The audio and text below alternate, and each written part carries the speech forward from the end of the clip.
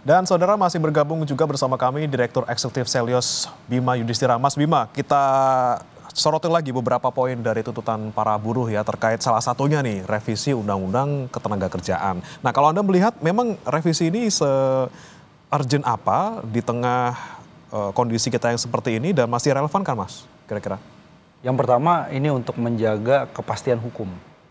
Jadi investor banyak yang bertanya juga sebenarnya selain dari pekerja ya.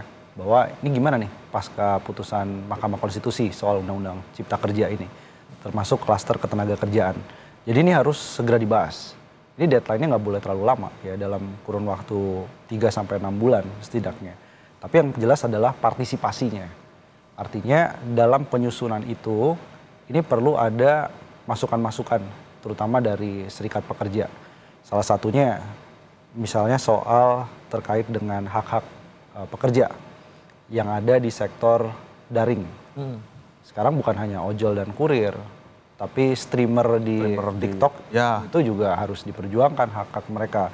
Pembayarannya tepat waktu misalnya, jam kerjanya juga. Ini harus masuk nih. Meskipun ini mereka akan mendefinisikan, oke, ini pekerja yang berdasarkan satuan hasil. Bukan kemudian satuan yang sama seperti pekerja tetap. Itu nggak ada masalah soal fleksibilitas kerjanya. Tapi hak-haknya harus sama dengan pekerja yang tetap. Kemudian yang kedua adalah terkait dengan masalah outsourcing. Nah, outsourcing ini selalu menjadi polemik dan angkanya semakin besar. Ini juga harus di-clearkan. Kalau memang outsourcing dibutuhkan, dia hanya supporting saja, nggak boleh kemudian yang pekerjaan utama atau pekerjaan pokoknya, menggantikan pekerjaan tetap. Kemudian yang berikutnya lagi adalah terkait dengan jaminan kerja nih, jaminan untuk JKP gitu ya. Ini harus dipastikan besarannya dan kemudian kejelasan pengelolaannya, iurannya. Jadi ketenagakerjaan ini bukan hanya soal pekerja di dalam pabriknya, tapi jaring pengaman sosial harus masuk dalam itu. Apakah nanti bentuknya udah Undang-Undang Ketenagakerjaan hanya revisi dari 2003 atau kemudian dari 2013 atau ini adalah bentuk dari omnibus yang baru. Itu kan hanya soal metodologi saja, yang penting isinya nih. Kemudian soal masalah terkait dengan pekerja kontrak itu juga harus kemudian dikelirkan, dibahas di sini. Dan pemagangan itu juga harus masuk dalam revisi Undang-Undang Ketenagakerjaan. Bahkan kita mendorong masuknya lebih progresif lagi. Apa? Masalah hak-hak pekerja dalam transisi energi. Itu juga menjadi salah satu isu besar sekarang. Jadi transisi energi dan iklim. Kenapa? Jadi ada pekerja nih misalnya, dia nggak bisa ke pabrik itu karena kebanjiran. Itu gajinya dipotong atau enggak? Ya, karena ini masuk dalam masalah perubahan iklim. Begitu juga perusahaan jangan sampai atas dasar misalnya, oh kita mau melakukan transisi energi sehingga hak-hak pekerjanya kemudian ditinggalkan, pesangonnya kemudian tidak dibayarkan, dia tidak dipekerjakan di tempat yang baru. Itu semua harus ada dalam paket revisi Undang-Undang Ketenagakerjaan. Jadi kalau mau membuat ini partisipatif, ya, tapi memang butuh waktu yang agak lebih cepat. Karena memang urgensi sekarang, dan Satgas PHK tadi, ini yang menjadi tuntutan dari teman-teman pekerja, itu harusnya dimasukkan ke juga, bukan hanya sekedar ad hoc, tapi menjadi semacam lembaga tetap di dalam revisi Undang-Undang Ketenagakerjaan. Karena Satgas PHK ini turunannya nanti banyak.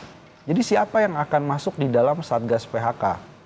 Berapa banyak porsi dari pengusaha, berapa banyak porsi dari pekerja, berapa banyak porsi dari akademisi yang akan terlibat dalam Satgas PHK tadi.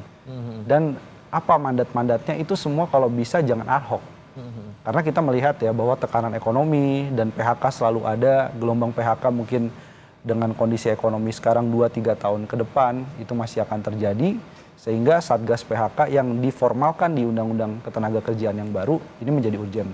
Oke, tadi Satgas PHK Anda soroti juga jangan sampai hanya sementara saja, kalau bisa permanen gitu ya. Nah, tapi apa seharusnya yang ada di dalam sana, Mas? Ataupun apa yang poin-poin yang paling utama yang mereka harus kerjakan sekarang gitu? Mereka harus ngapain sih sebenarnya?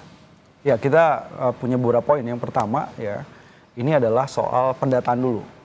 Bagaimana melayani mereka yang menjadi korban PHK, mau disalurkan di tempat kerja apa, kalau datanya masih belum ada. Jadi data ini harus spesifik. Jadi data PHK di outsourcing, di pekerja kontrak, kemudian pekerja tetap, di sektor digital, di sektor manufaktur, itu semuanya harus ada. Yang kedua, Satgas PHK itu punya pekerjaan untuk menjamin semua hak-hak pekerja. Mau pesangon, BPJS, ketenagakerjaan, klaim-klaim lainnya itu harus dibayarkan. Dan dikasih tenggat waktu. Dan harus ada sanksi. Ini yang paling penting. Kemudian yang ketiga, fungsi dari Satgas PHK adalah memfasilitasi penyaluran kerja. Jadi Satgas PHK ini harapannya model seperti jaminan pengangguran di Jerman.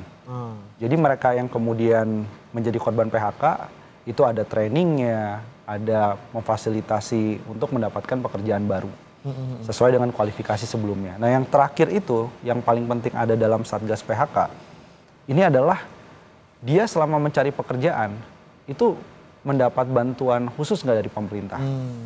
Nah jadi harapannya ada JKP tapi juga ada bantuan khusus. Kenapa? Karena pekerja yang di PHK dia menanggung 3-4 anggota keluarga. Jadi bisa jadi pesangon nggak cukup. Harus ada misalnya 1 juta rupiah kah per bulan selama 2 bulan. Sehingga dia bisa menggunakan uang itu untuk bisa bertahan hidup. Dan kita tahu juga banyak masalah soal pesangon di sektor informal itu kan tidak semua punya kemampuan finansial membayar pesangon dan lain-lain. Untuk yang informal misalnya begitu ya, atau dicicil. Jadi negara bisa nggak di dalam Satgas PHK tadi mewajibkan adanya bantuan sosial khusus bagi para korban PHK pengangguran 1-2 bulan selain dia dilatih, dia juga diberikan bantuan khusus tadi. Nah, itu harus ada di Satgas PHK. Baik, Adi, Satgas PHK dan juga revisi Undang-Undang Tenaga Kerja yang harus dikebut ya Mas ya terkait dengan isu yang ada sekarang ini.